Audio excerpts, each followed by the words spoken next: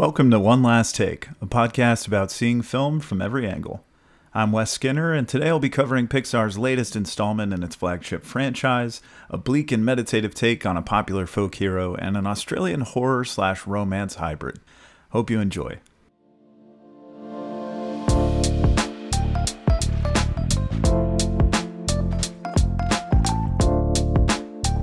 Welcome back to the show, where I review some of the newest theatrical releases, as well as anything else I got around to watching in the past week.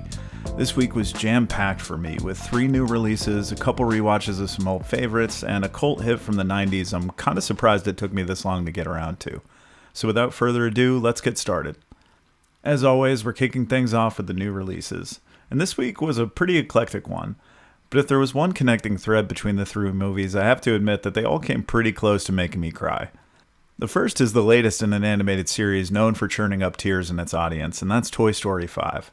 Now, let's be honest, if the Toy Story movies were a TV show, we'd be firmly in the belated Netflix reunion phase, well after the story's natural conclusion, and with all the returning actors and concepts feeling both nostalgic and slightly off at the same time. The beloved duo of Buzz and Woody have mostly been relegated to supporting roles here, with Joan Cusack's Jessie taking the lead this time around. The story sees the toy's current owner, 8-year-old Bonnie, struggling to make friends in an era where children's imagination is often sidelined by an early addiction to screens and social media. In an attempt to help her fit in, Bonnie's parents bring a new guest to the house, a sassy tablet named Lilypad. This sends Jessie on a quest to find a friend for her kid and to keep the tablet from taking away what's left of Bonnie's unique spark. This is obviously still very relevant stuff in 2026, but I can't help but feel like the franchise is a little late to the party on this one. The social obstacles children face in the current age of technology has been a topic of conversation well before Toy Story 4 was even released. So tackling it now feels like less of a natural progression of the series and more like producers looking at the past financial successes and asking themselves, what haven't we done with these toys yet? That's not to say the overarching themes come off solely as cynical business decisions. In fact, the personal journey Bonnie takes from feeling like an outcast to finding friendship by being her most unique self is still pretty beautiful and affecting. Strangely, it's the toys who feel left without much to do here. Buzz spends most of the movie anxiously brainstorming how to propose to Jessie, Woody is still rescuing forgotten toys, and Jessie is forced to reconcile with her tragic backstory that made us all weep in Toy Story 2. It's that last aspect of the film that I'm still a little split on, because this is the first time, at least for me, that the emotional core of one of these movies feels a little manipulative. Through the usual Toy Story shenanigans of getting lost while on a mission to help Bonnie and then being found by strangers and taken to a strange place, Jessie is brought back to her first home, where the original owner has long since moved on and a new family has taken their place. It's here she finds more electronic devices, albeit ones who have been abandoned like the many toys of the franchise. It's here we meet the movie's most worthwhile contribution of the franchise, Smarty Pants, a device that assists toddlers in learning how to use the bathroom, voiced by none other than the always hilarious Conan O'Brien. His presence adds a surprising kookiness that was provided by fan favorite Forky in the previous film, which is good because, possibly more so than any other film in the franchise, Toy Story 5 doesn't really aim for laughs. There are one-liners here and there, as well as some visual gags, most of which involve an army of stranded Buzz Lightyears navigating their way back to Star Command. But even that subplot feels unrelated to the meat of the story, and it never really ties to the rest of the film in a natural way, so it's kinda just there to be a gimmick. I suppose you could argue there's a shared theme of connection, but since these guys occupy the first frame of the entire movie, it's hard not to feel underwhelmed by how ultimately unnecessary their whole contribution to the story is. And since all of this stuff isn't entirely successful, it really puts added pressure on the Jessie arc to stick the emotional landing. But until this movie, we had no reason to think that Jessie was still feeling unresolved about her past, so it leaves the whole movie feeling, for lack of a better word, insignificant. Now, as I said up top, this movie still managed to make me a little misty-eyed, and that wasn't because of the narrative backflips they were doing to try and resurrect old emotional beats from Toy Story 2. It was actually because of Bonnie. After all, how can I not empathize with a child who struggles relating to people while still driven by her own imagination? I still feel that way at 35. The truth is that this movie wants to be more about the human characters this time, and I think that shift could have been interesting if the reduced screen time of the toys still left an impression on the story. But unfortunately, Toy Story 5 is representative of Pixar's current status as a whole, struggling to move on and take risks while relying on old magic tricks that have already run their course. Hoppers was a step in the right direction, but it still doesn't feel like a full-on commitment to something new. Of course, the technical aspects are all top-notch, most notably the animation and voice casting, but it's a Pixar movie, so that stuff is as sure as the grass is green and the sky blue. But it's even more a testament to those first three films that this one can't muster the same sense of wonder even after decades of technical evolution. To be clear, this movie is not bad by any means. As far as family entertainment goes, you can do a lot worse, but Pixar can also do a lot better. I just really hope they can find that magic again in the future. And next up is a movie so drastically different from Toy Story 5 that I couldn't possibly find a smooth segue. And that's Michael Sarnowski's The Death of Robin Hood. As the title might suggest, this is a revisionist take on the classic folklore hero. And while there have been dozens of iterations of the character to hit the big screen over the years, I can promise you haven't seen one quite like this.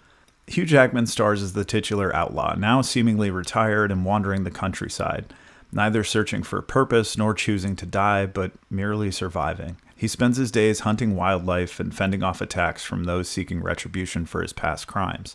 That is until an old friend reappears and he's forced to reconcile with his past head-on and consider what purpose he has left for his remaining years. Something I need to address up front here is that this movie is in some ways at war with its marketing, which implies that this is a brutal, action-packed retelling of the classic mythology. And to be fair, for the first 30 minutes or so, it actually is. But after that, the film reveals its true self, which is a melancholic and contemplative discussion about the stories we tell, their relationship to the truth, and whether or not the nature of that relationship matters in the grand scheme of things.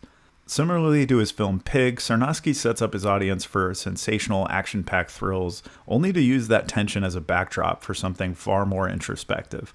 And in my personal opinion, he not only pulls that off once again, but I'd argue it's even more effective this time around. Sarnowski sets the scene perfectly with the rolling hills of the gorgeous Irish countryside in striking contrast with the worn-out and weathered disposition of Jackman's Robin Hood. You don't need flashbacks or exposition to accept that this is a man who, for one reason or another, turned his back on the beauty of the world and is marching towards nothing. The film's shockingly violent opening sequence tells us just about everything we need to know about this version of the character, so by the time things are set into motion, we feel the entire weight of a lifetime of cruelty and pain hurtling toward an inevitable conclusion. And when the carnage of that first act becomes borderline exhausting, the dust settles and we're left to spend the remaining hour of the film or so, much like Robin Hood himself, making sense of it all. The idea of a man trying to find closure when he arguably doesn't deserve it, at least not in a traditional sense, is the kind of nuanced existential substance I love to see in a film. And it's especially interesting in a context where the world within the film and those of us watching it are inclined to view the character as a hero. The movie never tries to find an easy way out of this either. There are moments where Robin Hood is seen being empathetic or remorseful, but the strength of that first act is we're not really allowed to forget that he is, at least in part, a monster, or rather that the monster is a part of him. This film is constantly dodging the traditional road to redemption a character like this would normally take, even teasing an arc with a young girl for him to take under his wing. And while this is an important part of the character's journey, it, just like every other element of the movie, doesn't play out in the way you'd expect. Another character, played by the incredibly underrated Jodie Comer, adds yet another interesting wrinkle to the plot, as a healer of a nunnery who has to wrestle with her faith in the face of a moral dilemma that involves her own past in relation to Robin Hood's. Now, a lesser film would stack this movie with cameos and Easter eggs to the Robin Hood mythology, and while there certainly are a few, they each play a very important part in what this movie is trying to say about legacy and the stories we tell. I won't spoil it, but two of the appearances feature actors that are borderline unrecognizable in their respective roles, and they play a key piece to really unlocking what this movie's trying to say. Watching it all unfold, I was skeptical of the film's unique structure and deliberate pacing, but by the time it reached its climax, I was completely captivated and honestly overwhelmed with emotion. Jackman delivers a monologue in the film's final moments that is up there with some of his greatest on-screen work to date, and by the time the credits rolled, it took me a minute to regain my composure and leave the theater. This movie is by no means a crowd pleaser and will certainly leave many fans of the Robin Hood lore wanting. But for me, the bold swing pays off, and this one easily lands up there with some of my favorites of the year.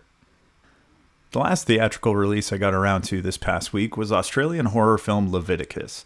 It follows a pair of teenage boys, Naim and Ryan, who start as friends and slowly develop feelings for each other. But when the nature of their feelings is revealed to certain members of their very conservative and very religious small town, one of them is forced to undergo a sort of conversion therapy that leaves a haunting and potentially threatening impact on his mind. There are plot details I left out here because the less you know going into this one, the better. As much as I've expressed fatigue when it comes to the rise in what I'll call metaphor, where the metaphor is prioritized over actual horror elements, I found this one just very easy to root for.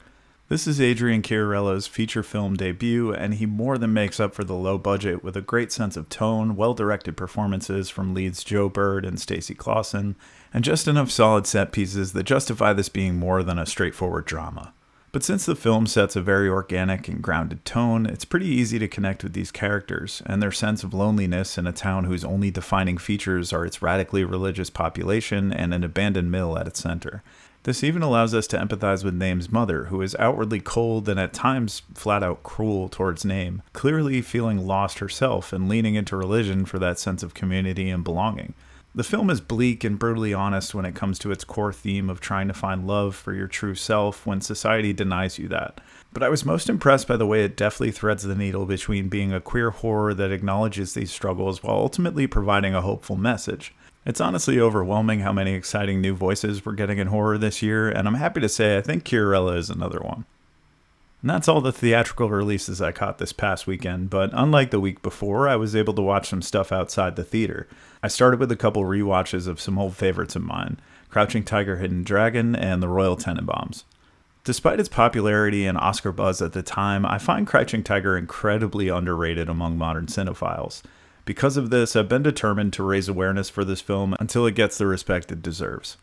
It really was a lightning in a bottle moment at the time, with The Matrix releasing just a year earlier to prime US audiences for stylized martial arts inspired by 60s Hong Kong cinema. Now that directors like Christopher Nolan have conditioned everyone to expect genre films to be stripped down and grounded, I think it's a little harder for modern viewers to embrace people flying through the air via wirework as earnest and beautiful, the way it was intended, and not just fodder for an ironic chuckle. I personally have never struggled with the film that way, but this stuff has been ingrained in my DNA since my childhood, so I acknowledge I'm an exception. For those of you who are unaware, the film follows Chow Yun-fat as Li Mu-bai, a swordsman who delivers his renowned blade, the Green Destiny, to close friend Yu Shu Lin, played by Michelle Yeoh, to help him gift it to a benefactor. Their plan is upended, however, when a thief trained by Li Mu-bai's old enemy, Jade Fox, steals the sword in the dead of night. The two plan the sword's recovery and Li Mu-bai's ultimate revenge, all while regret of their unresolved feelings for each other still hangs in the air. To put it simply, I find this movie poetic, beautiful, tragic, and deeply romantic, all while having some of the most incredibly choreographed fight sequences of all time, courtesy of the legendary Yuen Woo-ping. The depth of emotion that goes intentionally unaddressed in the dialogue is conveyed beautifully through the performances of Michelle Yeoh, Chow Yun-fat, and Zhang Ziyi as the aforementioned thief. The film feels like something of a stage play based in folklore that pulls you onto the stage and suddenly every surrounding prop and set becomes real and rich with detail. It's both a loving homage to the classic wuxia genre and a progressive modernization of it, and I still find myself as much in awe of its vividly realized world as the first day I saw it 25 years ago. As I mentioned before, the film's unique form might create a barrier of entry for some, but for anyone looking for an action movie with plenty of majesty and substance at the same time, I highly recommend catching up with this classic. As for Wes Anderson's The Royal Tenenbaums, I share the same sentiment, except that my love for this one came with some reservations at first, but now I seem to love it more and more with every viewing. The film follows a family of savants and entrepreneurs whose only hang-ups in life seem to all trace back to their family's estranged patriarch, Royal Tenenbaum, portrayed begrudgingly and perfectly by the late great Gene Hackman. When his three adult children, Richie, Chaz, and Margot, are all reunited under the same roof, along with Royal himself, they're forced to confront everything they've been running away from since childhood. As with any Wes Anderson joint, the visuals are meticulously realized and quirky beyond belief, but I've always felt it worked better here than in most of his films, presenting the rest of the world outside the Tenenbaums as slightly more pedestrian, highlighting this family's penchant for eccentricity. That heightened aesthetic touch is juxtaposed beautifully with the underlying melancholy that ties the many subplots and characters together, resulting in some genuinely surprising emotional gut punches throughout. And it takes one look at the ensemble, which includes Hackman, Angelica Houston, Danny Glover, Ben Stiller, Luke Wilson, Owen Wilson, Gwyneth Paltrow, and Bill Murray, to know that you're in for a feast of memorable performances. There's some tough and taboo subject matter that might be a hang-up for some, and certainly used to be for me, but over time I've grown to appreciate the head-on nature and messiness with which Anderson is willing to tackle it. Especially with how neat and sterilized his work would feel in later years, this is one I've just always found very refreshing. And it's part of why, for me, this movie only gets better with time.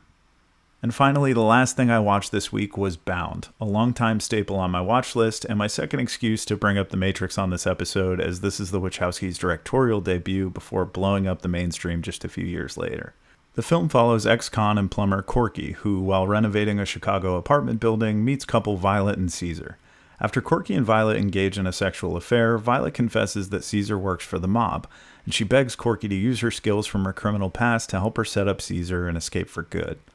I've been wanting to make time for this movie for the better part of a decade now, and I'm happy to say that it more than lived up to the hype. Part saucy queer romance and part pitch black neo-noir, Bound is everything you'd want from a feature debut. It's stylish, it takes from its inspirations and puts a unique twist on them, and most importantly, it's just plain fun as hell. Gina Gershon is styled and written like a traditional male archetype, smoldering and delivering smooth dialogue under her breath. Meanwhile, Jennifer Tilly plays the old-school femme fatale in an almost mocking way, and Joe Pantoliano is equal parts terrifying and pathetic as the walking satire of male ego. I don't want to say another word because this thing was so tightly paced and packed with surprises. I merely want to encourage you to check it out for yourself. Don't do what I did and let it rot on that watch list. Believe me when I say this one's worth it. And that's everything I saw for the week. We are officially in the heat of the summer season at the movies with plenty of big releases left to go, including Supergirl, which I'll be covering next week. I hope you've been enjoying this iteration of the podcast so far. I know I have. It's been nice getting to keep up on the new releases and provide as many up-to-date reviews as possible, as well as throwing you some recommendations of older stuff I've been checking out. Feel free to provide any feedback in the comments, and please subscribe if you have yet to.